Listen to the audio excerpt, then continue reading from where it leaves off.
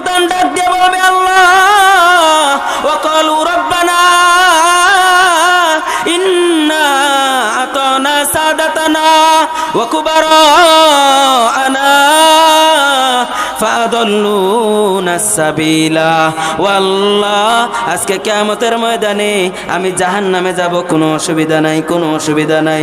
আমি গুনাহ করছি, জাহান্নামে যাব, কিন্তু যার কারণে আজকে আমি জাহান্নামে যাইতেছি তার বুকের উপরে পাড়া দিয়া তারপরে জাহান্নামে যাব।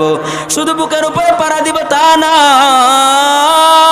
বরং আজকে কিয়ামতের ময়দানে তাকে ডবল শাস্তি দেওয়া হোক। ওয়াকালু রব্বানা ইন্না আতানা সাদাতানা ওয়া কুবারানা ফাদাল্লুনা সাবিলা রব্বানা আতিহিম দিআফাইনি মিনাল আযাবি ওয়াল আনহুম লানান কাবীরা।